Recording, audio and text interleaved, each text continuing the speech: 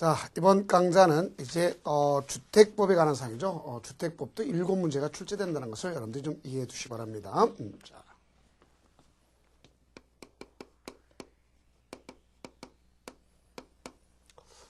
일곱 문항이 출제되는데 대개 이제 주택법 자체가 목적과 구성은 어떻게 되어 있느냐. 목적, 구성을 갖다 본다면 목적을 알면 되겠죠. 이거는 가장 중요한 게 주택에 대한 것은요. 중요한 것은 주거 안정, 또 주거 수준을 갖다 향상시키는 거예요. 자, 이게 목적입니다. 그러면 이걸 위해서 뭐 할 거냐면 제일 먼저 건설을 해요. 공급을 합니다. 관리를 해요. 그러면 이렇게 하려면 무엇보다도 여기에 대한 재원이 필요하죠. 그래서 이와 같은 건설 파트, 공급 파트, 관리 파트, 재원 파트 이렇게 나눠지는 거예요. 이것이 바로 주택법의 가장 기본적인 것을 알 수 있습니다. 그래서 그중에 우리는 이제 특히 공인중개사의 경우는 7문제 중에서 건설 파트가 그중에 많이 출제되고 그다음에 공급 파트에서 대개 2개에서 3개 문제가 출제되고 관리 파트는 가끔가다 하나 정도가 출제될까 안 될까 이 정도입니다. 7문항 중에서요. 자, 이렇게 주면 되겠습니다. 그럼 우리도 마찬가지로 주택법 하면 이제 7문항 출제되는데 건설 파트, 공급 파트를 중심으로 해서 가기를 하면 되겠습니다. 궁극적 목적은 바로 뭐다? 공립 증진이지만 그보다도 주거 안정, 주거 수준을 향상시키는 거다. 이렇게 볼 수 있어요. 제일 먼저 해야 될 것은 주택이란 용어 정의죠. 어디 가나 자 이게 이제 용어 정의가 돼야 되겠죠. 올해는 이제 용어 정의에서 또 출제될 가능성이 높습니다. 그럼 제일 먼저 해야 될 것이 바로 뭐냐? 주택이라는 용어를 알으셔야 되겠죠. 자, 이 주택이라는 것을 제일 먼저 개념을 갖다 먼저 파악해야 되는 겁니다. 자, 주택의 개념은 이게 중요한 거죠. 세대를 구성하는 세대원이 있지 않습니까? 그래서 세대원이 장기간 독립된 주거 생활을 영위할 수 있다. 독립된 주거 생활을 영위할 수 있는 구조. 자, 이게 이제 1차적으로 필요한 겁니다. 장기간 독립된 주거 생활을 영위할 수 있는 구조. 이로써 단독뿐만 아니라 공동의 주택에다가 거기에 토지까지, 토지는 전부 또는 일부까지 될 수 있습니다. 그래서 우리가 보면 이와 같이 그 부속 토지까지를 가져갈 수 있다. 볼 수 있겠죠. 자, 여기 가장 핵심 포인트가 독립된 주거 생활을 영위할 수 있느냐 없느냐의 구조죠. 그 우리끼리 공부할 때는 이렇게 간단하게 봅시다. 자, 이것은 부엌이 있느냐, 욕실 가지고 형상화시키면 되겠다. 이렇게 생각하시면 됩니다. 우리끼리 공부할 때는 이렇게 정리하면 되겠습니다. 자, 그럼 이때 이제 주택을 갖다가 분류할 때는요. 우선 주택을 갖다 이제 분류해 보면 구조에 따라서 나눌 수 있어요. 첫째, 구조에 따라서. 이거는 공용 부분이 있느냐 없느냐 이 부분에 따라서 나눠지는 겁니다. 그러니까 공용 부분이 있느냐 없느냐에 따라서 자, 공용 부분이 없으면 단독이고 공용 부분이 있으면 공동입니다. 그러면 이 단독과 공동으로 다 나눠주는 걸 수 있어요. 단독 주택이 있겠고 공동주택이 있습니다. 그럼 우리가 이 단독이나 공동주택이란 말은요. 어디서도 규정되어 있냐면 여기서도 우리가 배웠어요. 건축법에서도. 근데 건축법상에 이렇게 다 될 수가 없어요. 왜 다 안 되냐면 그 이유는 여 위에서 배웠던 요놈 때문에 그렇습니다. 자, 독립된 주거생활을 영위할 수 없으면 아무리 그래도 안 되는 겁니다. 그러니까 건축법상에 이거 따질 필요가 없어요. 근데 그럼 뭐 때문에 안 되느냐? 공동주택 중에서 아파트, 연립주택, 다세대 그리고 누가 있냐면 요놈이 있습니다. 자, 건축법상 주택은 맞지만 얘는 주택법상 주택이라고 할 수가 없어요. 뭐는 기숙사. 왜? 독립된 주거생활을 영위할 수 없기 때문에 이렇게 되는 겁니다. 자, 아파트는 또 주택으로 쓰이는 층이 5계층 이상인 걸 우리가 이미 건축법에서 배웠죠. 나의 연립과 다세대는 주택으로 쓰이는 층이 4계층 이하면서 1동에 바닥 면적 합계, 즉 지하 주차장 같은 건 주차 면적 제외하고 660을 기점으로 하죠. 그래서 660을 초과하면 연립이요, 이하면 다세대다. 그래서 아5 아파트는 주택수는 5계층 층수가 됐다죠. 아5 연초이다. 연립은 초과, 이하면 다세대다. 이렇게 보시면 되겠습니다. 그런데 요새 이 공동주택 중에서도 새로 생겨난 것이 있습니다. 그걸 꼭 좀 우리가 공부하자는 얘기입니다. 그건 무슨 주택이라고 그럴 수 있느냐? 여러분들 세대 구분형 공동주택이라고 그래요.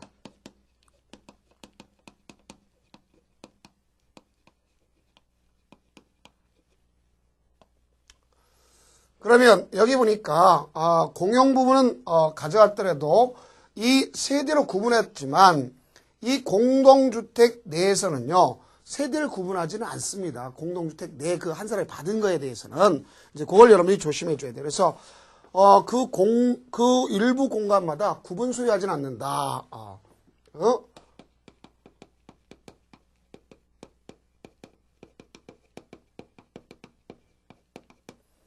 일부 공간마다 구분 소유하지 않는다. 이걸 볼 수 있어요. 그래서 이 세대 구분형 공동주택이다 하는 어떤 경우를 연상하시면 되냐면 이런 걸 우리가 생각해 보세요. 만약에 여기가 복도가 있습니다. 통상적으로. 자, 여기에 내가 503호. 그 503호라는 사람은 갑이라는 사람 소유다. 그럼 이 갑이라는 사람이 503호를 갖고 있는데 평수가 너무 넓어. 근데 이 사람 본래 가져갈 때 어떻게 할 것이냐. 여기에 보니까 하나의 503호인데도 불구하고 여기에 뭐냐면 현관을 각각 둡니다. 현관을 이렇게 구분해요. 너 들어갈 것, 나 들어갈 것 구분을 할 수 있습니다. 이렇게. 그러고 나서 여기 보니까 요걸 갖다 나눌 수 있어요. 무슨 경량구조로. 경량구조로. 그러면 현관이 따로 있죠? 그다음에 나도 욕실, 부엌. 너도 욕실, 부엌 갖고 있는 거예요. 그럼 결국 독립된 주거생활을 영위할 수 있잖아요. 그러면 결국 현관과 욕실과 부엌으로 구분되어 있습니다. 그럼 여기에 만약에 갑이라는 사람 주인 거고 요 을이라는 사람이나 을 것이 아니라 갑 거예요. 갑 건지만 요걸 갖다 따로 세대를 구분해 쓰는데 자, 여기 이 공은 다른 사람 구분 소유가 아닌 거예요. 그럼 요 최소가 얼마냐? 14제곱미터 이상이어야 되겠다. 를 볼 수 있어요. 얼마 이상? 14제곱. 그러면 이 전체의 아파트 형수에 따라서 만약에 나는 이걸 갖다 두 개를 나누겠다. 두 개도 하나로 볼 수 있어요. 그러나 전체 아파트의 3분의 1을 넘을 수가 없는 이런 것을 세대 구분형 공동주택이다. 이렇게 볼 수 있습니다. 그래서 그는 박스 안의 내용을 잘 알아주기 바랍니다. 그래서 공간마다 별도의 욕실, 부엌, 현관을 그 다음 주거지는 면적은 14제곱미터 이상 또 여기는 통합해서 사용할 수 있도록 연결문, 경량구조, 경계보수. 그 다음 주택단지 전체 호수의 3분의 1 넘지 않을 것. 그 다음 세대별로 구분된 공간이 주거지는 합계가 주택단지 전체 합계 면적의 3분의 1을 넘지 않도록 돼 있다 하는 것을 아시면 되겠습니다. 자, 이제 이런 경우가 있을 수 있겠고요. 그 다음에 이제 또 뭐가 있냐면, 여러분들, 거기 보면 이제 준주택이란 말을 갖다 우리가 볼 수 있겠죠. 자, 무슨 주택? 준주택. 그러면 준주택은 주택이 아닙니다. 그걸 여러분들이 이해하셔야 여기 얘가 볼 수 있겠죠. 그러면 여기 있는 이 준주택이란 말인데, 이 준주택은 사실상 주택이 아니야. 그래서 주택을 안으로써 사실상 주거로 쓰는 것을 얘기합니다. 그럼 이 준주택에는 뭐가 있느냐 했을 때 앞서 배웠던 기숙사가 있습니다. 기숙사. 그다음 노유자 시설로서 특히 노인복지주택이 있습니다. 노인복주택. 우리가 오늘 했습니다. 뭐 실버타운 같은 걸 연상하시면 되겠죠. 자, 요게 있다든가. 그다음 다중 이용 생활 시설이 있어요. 자, 다중 이용 생활 시설이니까 잘 이해를 못 하시죠. 옛날로 얘기하면 이걸 고시원이라고 했어요.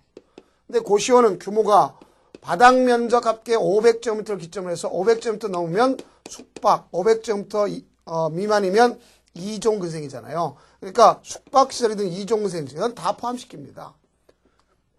그 다음에 여러분들이 업무 시설 중에서 오피스텔. 자, 이들이 있단 말입니다. 자, 그래서 이걸 준주택이라고 한다 하는 것도 여러분들이 좀 이해를 해둘 필요가 있는 것이다. 볼 수 있어요. 다음은 이제 뭐가 있다 보시면 국민주택이란 말다 거기 형상을 갖다 해놨죠. 자, 그러면 우리가 이 국민주택이라는 말 썼는데 이거는 뭘 갖다 기점을 할 거냐 분류회 중에서 자, 이거는 재원, 소위 자금 가지고 분류하더구나 이렇게 보시면 돼요. 재원, 자금 가지고. 그래 이 재원, 자금 가지고 분류시키는데 국민주택기금 이게 이제 앞으로 명칭이 개정됩니다만 여러분들은 그대로 쓰시기 바랍니다. 그래서 이걸 국민주택기금을 주택도시기금 이렇게 바뀌죠. 주택도시기금 같은 소리라고 생각하시면 되겠습니다. 이게 이제 앞으로 개정될 것이다 그러는데 이와 같이 국민주택기금 소위 도시주택기금이 있는 게 아니라 주택도시기금이 있겠죠. 이걸 썼느냐 안 썼냐죠. 그래서 이걸 갖다가 써서 가져갔으면 국민주택이라는 겁니다. 그래서 얘를 써가지고 건설을 했든 개량을 했든 가리지 않습니다. 걷다가 주거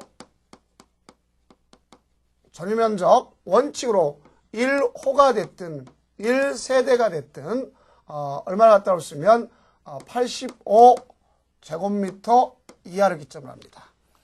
그래서 우리가 이 85제곱미터를 갖다가 국민주택 규모라고 그러는 거예요. 그런데 최대는 도시지역이 아닌 읍면지역 있죠? 그래서 최대는 얼마까지 하면 100제곱미터 이하까지도 할 수가 있다. 이렇게 볼 수 있어요. 그 다음 이 국민주택이 아니라 자 봐요. 여기 보면 주의할 것이 이 국민주택을 제외하는 것인데 이 국민주택을 다시 또 분류를 갖다 할 수 있어요.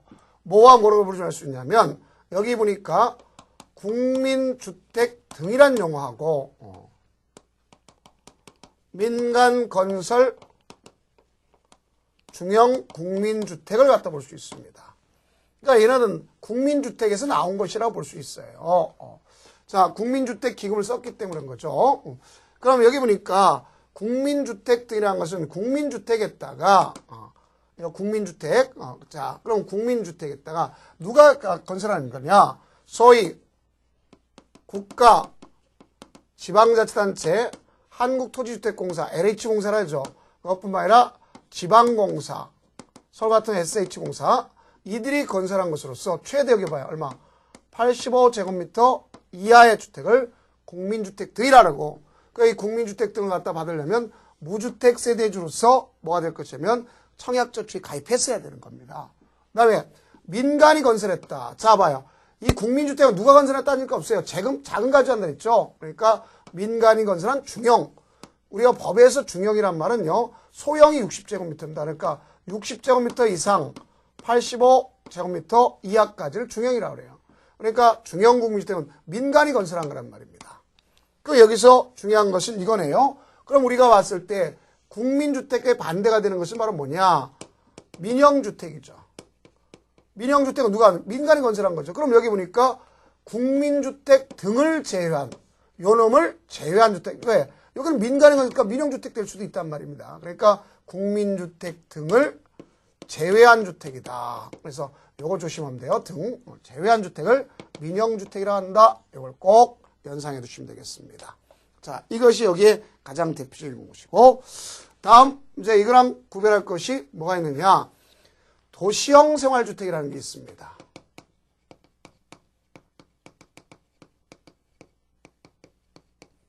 소위 기능을 중시한 거죠. 사회가 핵가족화되고, 또 우리 사회 형태가 다양해짐에 따라서 우리는 대개 보면 가족 구성체도 다양하면서 되게 이제 자가지죠.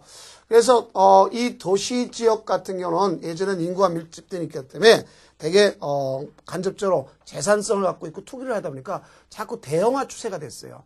그러다 보니까 소형 추세가 안 되지 않습니까? 그러나 지금 우리가 어떤 가족의 변천이나 생활의 변천하고 맞지 않더라. 그래서 이런 주택을 갖다 마련하도록 한 겁니다. 오늘 뭐 소형주택도 많이 짓고 있지만 뭘 갖다 볼 수 있냐? 이거는 도시지역에서 그런 거죠. 얼마를 갖다 하면 국민주택 규모를 짓는다. 앞서 국민주택 규모 여기 얘기했네요. 80세대 이하의 주택. 자, 짓는데 얼마까지 짓을 수 있냐? 300세대 미만까지 짓는 거예요. 300세대 미만까지. 그럼 이 도시형 생활주택은 도시지역에서 짓는 겁니다. 무슨 지역에서? 도시지역에서 짓는다. 이렇게 볼 수 있습니다. 자, 그럼 여기는 종류는 뭐가 있느냐? 여기는 도시형 생활주택 종류 자체를 갖다 보면 종류는 세 가지가 있어요. 단지형 연립주택이 있고 단지형 다세대 주택이 있어요. 그 여기 보니까 이 단지형 연립과 단지형 다세대라는 것은 이걸 기준적으로 단지형이란 말을 갖다 알고 계시면 돼요. 그럼 단지형이라는 말은 그냥 우리가 쉽게 가져온다면 기반시설을 갖추고 있다고 생각하시면 됩니다. 원래 연립은 아까 했죠. 다세대와 연립은 주택으로서 4계층이죠. 그런데 여기 이 단지형을 가져 기반시설을 가졌기 때문에 건축위원회 심의를 거쳐서 5계층까지 지을 수 있어요. 주택 자체를. 요게 차이가 있는 것이다. 볼 수 있습니다. 그래서 단지형 연립, 단지형 다세대가 있겠고 그 다음에 이제 뭐가 있냐? 원룸형이 있습니다. 그러니까 이 원룸형 주택은 아파트 형태가 있을 수도 있고 연립 형태가 있을 수도 있고 다세대 형태가 될 수도 있어요. 그럼 여기 원룸형이라고 하는 것은 어떤 구조를 갖고 있어야 되느냐? 우선 앞서 했던 것처럼 자 독립된 주거가 가능해야 되겠죠. 그럼 독립된 주거 가능하려면 여기는 욕실과 부엌이 있어야 되겠죠. 그럼 공간은 어떻게 할 거냐? 공간은 욕실과 보일러실을 제외하고 보일러실 자체를 제외하고 자 원칙적으로 1개 공간을 하는 게 좋겠죠. 그러나 오늘날 주거 전용 면적 30제곱미터 이상이면 2개 공간을 할 수도 있다 볼 수 있어요. 그러면 세대 주거 전용 면적은 세대 주거 전용 면적은 얼마가 기점이 될 것이냐? 14제곱미터에서 50제곱미터 미만까지. 그러면 여기는 각 세대의 뭘 둬서는 안 되냐?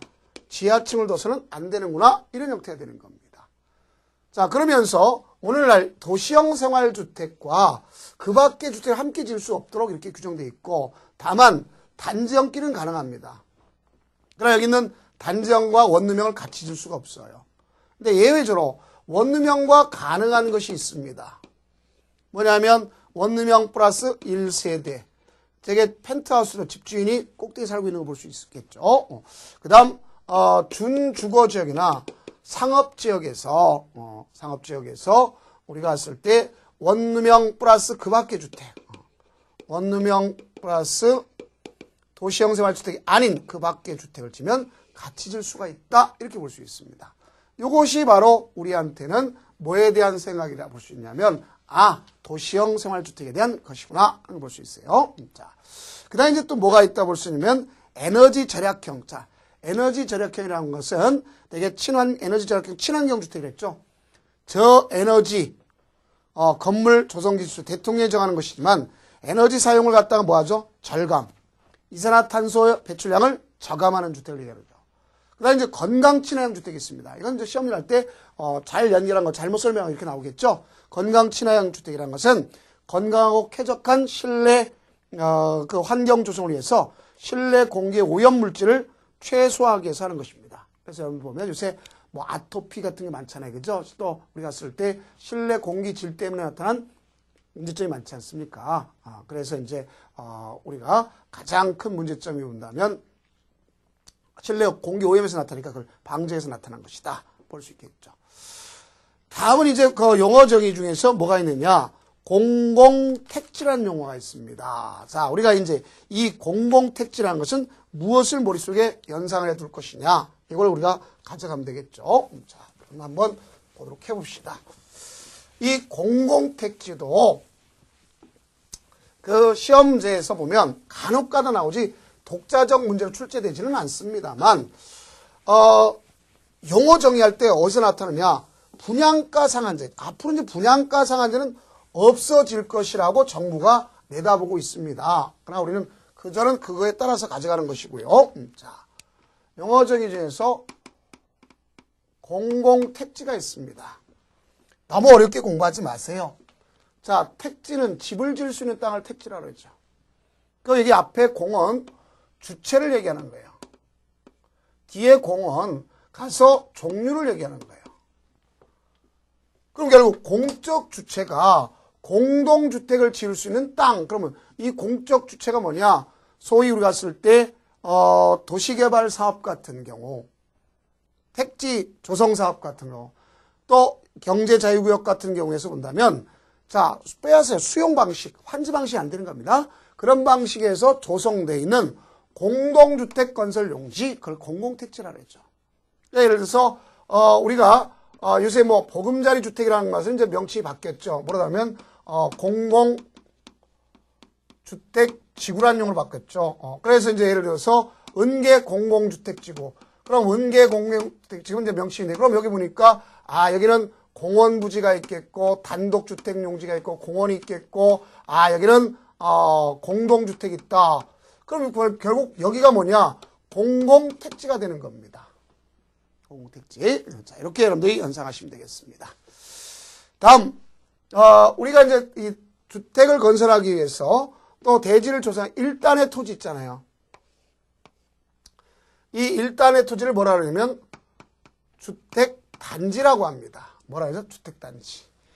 그럼 사업계획 승인하는 1단의 토지, 또 조성된 것을 얘기하는데, 이 주택단지 안에 도로인데 일반적 도로가 아니라, 자, 이걸 잘 알아두셔야 되겠죠. 주택단지 도로는 일반 부대시설입니다. 그걸 얘기하는 게 아니고, 이 도로가 뭐냐에 따라서 단지가 하나가 아니라 분리가 되는 것을 볼 수 있어요. 하나의 주택단지를 볼 수가 없다, 이런 얘기입니다. 그래서 이와 같은 경우에 해당하는 걸 본다면 이 도로의 종류가 뭐냐 이죠. 그럼 저희들끼리 공부할 때는 이렇게 보면 되겠어요. 팔도를 고철 자동차로 돌면 20일 이상 걸린다. 팔도를 고철 자동차로 돌면 20일 이상 걸린다. 팔도 돌 사람은 없습니다. 아직 통일이 돼야 돼요. 그래서 이건 예정도로. 그 예정도로는 팔도란 건 소유폭이 8m 이상 돼야 된다. 그러면 주택단지가 나눠진다는 얘기입니다. 다음 고속도로, 철도, 자동차도로. 일반 도로는 20m 이상, 20m 이상, 일반 도로 20m 이상. 그래서 이렇게 돼요. 우리가 팔도를 고철 자동차 20일 이상 걸린다. 그런 얘기를 갖다 보면 쉽게 가져갈 수 있겠죠. 그 다음 여기 보면 이러한 주택을 건설할 수 있는 사람, 대주택할 수 있는 사람을 사업주체라고 하죠. 자, 사업주체. 자, 그 다음 주택단지 안에는 주택단지 안에 따로 이렇게 나타날 수 있는 뭐가 있어요? 주택단지 안에 도로가 있겠죠. 주택단지 안에 도로는 그건 부대시설이죠. 그 다음에 이 주택단지 안과 밖을 연결하는 이 시설은 무슨 시설이라고 했어요? 이거는 원래 간선시설. 자, 이 안에 있는 것은 부대시설. 자, 부대시설이란 말은 딸린 시설을 얘기하는 거예요. 무슨 시설? 딸린 시설. 그걸 부대시설이라고 합니다.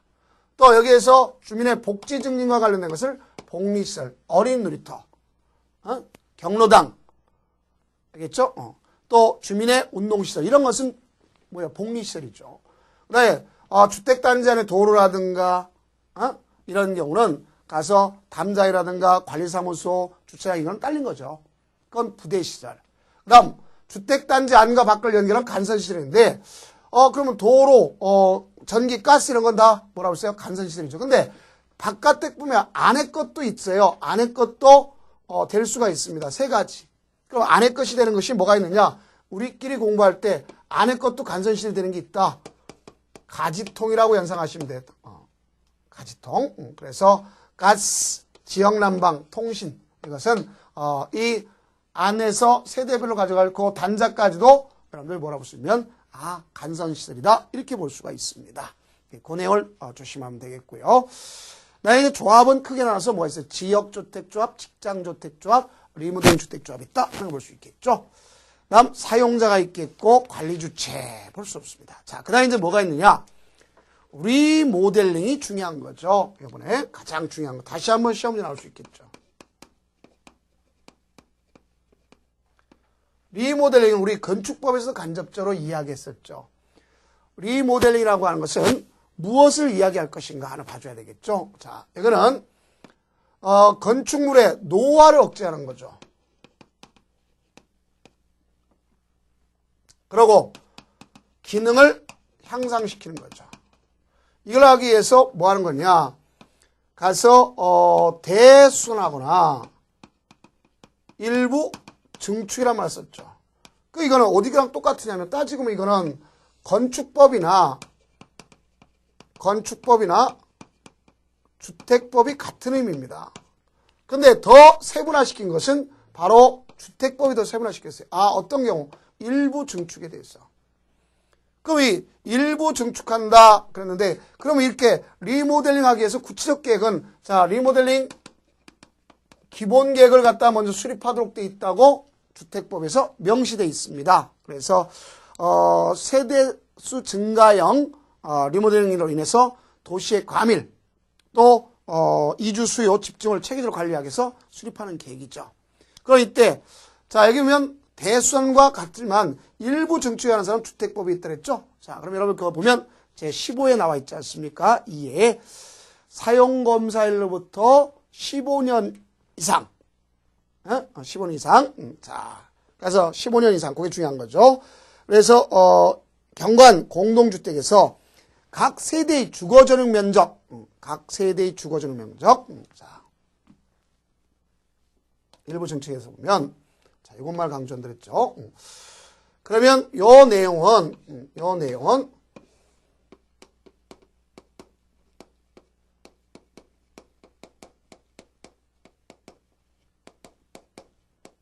10분의 3.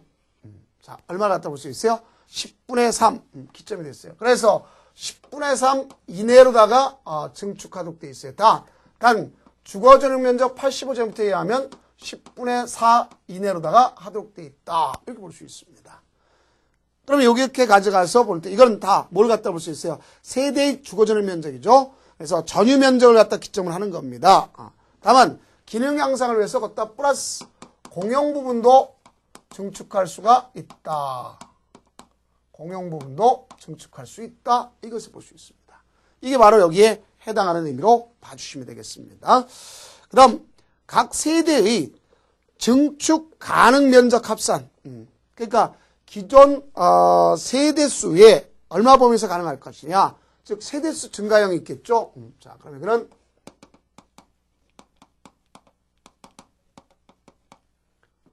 세대수 증가형은 100분의 15 정도, 100분의 15, 자, 이 정도 할 수가 있다. 이내 세대수 증가를 가져온다.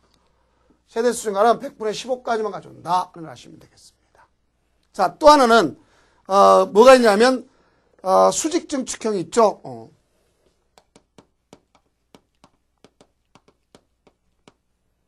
그럼 이 수직 증축형 리모델링이다. 그럼 이거는 우리가 봤을 때 15, 14를 기점으로 하는데 층수를 기점으로 하는데요. 대개 이제 구조들을 보유하고 있어야 되겠고, 그렇게 되면 얘는 3계층까지, 얘는 2계층까지 이렇게 가져갈 수 있어요. 그래서 그 내용도 여러분들이 인식하면 되겠습니다. 그래서 최대 3계층 이하까지 할 수 있다 하는 것도 아시면 되겠죠. 그 다음에 이제 주택단지를 갖다 하다 보면 너무 크면 공구별로 나눠서 할 수 있죠. 자, 그래서 공구별로 나눠서 착공할 수도 있다 하는 것을 아시면 되는데요. 특히 우리가 공구별 세대수는 얼마 기점이면 300세대 그 이상으로 할 것 이렇게 되어 있습니다. 자, 이제 지금까지는 이제 용어 정의에 관한 사항이었고, 이제 이런 용어 정의가 끝났다면 뭘 해야 될 거냐? 뒤에 거는 건설하기 위해서 주택 정책을 수립해야 되겠죠. 그럼 우리는 이러한 이 주택 정책을 수립하는데 이제 중요한 내용이 되는 것이 있어요. 어떤 면이 중요할 것이냐 이래 준다면 주택 정책 수립에서 가장 중요한 것은 최고 책임자는 여기에 대해서 국토장관 아닙니까? 그래서 그 궁극적 목적은 주거 안정, 주거 수준을 향상시키는 거지 않습니까?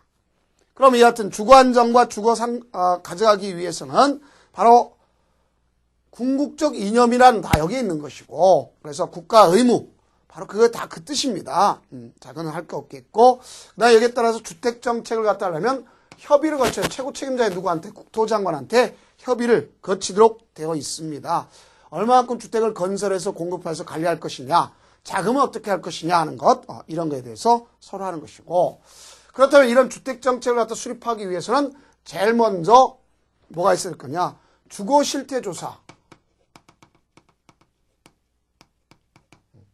주거 실태 조사를 해야 되는구나. 그다음에 거기에 따라서 최저 주거 기준을 갖다가 설정해야 되겠구나. 기준 수준 이걸 설정해야 되겠구나. 자, 이건 정책으로 이루어지니까 국토장관이 할 수도 있겠고, 정책하는 특별시장, 광역시장, 시장, 군수가 할 수도 있어요. 근데 이건 누가 하는 거냐? 국토장관이 하는 것이다. 이렇게 볼 수 있어요. 누가 한다? 국토장관이 하는 것이다. 이렇게 볼 수 있습니다. 그럼 이와 같은 걸 파악하는 것은 이제 그 주거 실태 조사 우리 기준 나오죠. 그럼 거기에 따라서 뭐 완족도, 주택 가격에 대한 것과 임대료 이런 것을 가져가면서 나타난 것이겠고, 다음 그럼 이 주거 실태 조사는 정기 조사가 있겠고 수시 조사가 있어요. 정기 조사는 2년마다 조사하도록 되어 있습니다. 그래서 나중에 이 조사한 것은요 기획재정부 장관한테 통보해 주도록 이렇게 되어 있다는 것을 알 수가 있습니다. 그래서 정기조사 사항 중에서는 기초생활보장법에 의해서 나타난 수급권자, 차상위 계층, 그다음 가족관계 등록부 등의 법률에 따라서 혼인신고 후 2년이 지나지 않은 신혼부부, 그 밖에 대통령이 정한 자, 이런 걸 볼 수 있겠죠. 자, 그런 것을 하도록 되어 있다 볼 수 있습니다. 그래서 이 방법은 대개 조사할 때는 서면 방법을 하는 거죠. 다음 최저 주거 기준을 설정한다. 누가 한다 그랬죠? 국토장관이. 그래서 이거는 쾌적하고 살기 좋은, 소위 앞서 얘기했던 것처럼 양적인 게 아니라 질적인 걸 가져가기 위해서 나타난 것이다. 이렇게 생각하시면 되겠습니다. 그럼 이건 주택정책 심의의 심의를 거쳐서 국토장관이 하는 거예요. 그 이때 이 내용 있지 않습니까? 이 내용은 어떤 특정 프로 했던 걸 설명하는 게 아니라 이해하기 좋게 하기 위해서 하겠는데, 과거에 모 방송국에서 그 개그맨이었던 신동엽이가 나와서 러브하우스라는 걸 한 적이 있을 거예요. 그런 거 보니까 쾌적성, 안전성 문제도 있고, 또 거기 보면 가구별, 성별 최소의 방해 개수, 알겠죠? 또 나가서 용도별 방의 개수, 전용복, 전용화재, 이게 구분이 안 된 경우 많잖아요. 그런 걸 기점으로 해서 국민주택 기금에 가지고 홍보하는 효과랑 마찬가지 되는 겁니다. 그래서 그럼 이거 보면 이 기준 내용에 적합해 가지고 내용에 따라준다면 이 기준에 미달되지 않도록 하는 것이 바로 국가나 지방자치단체의 의무입니다. 이거 안 되도록 하는 것이. 근데 이 미달되는 것이 너무 많다.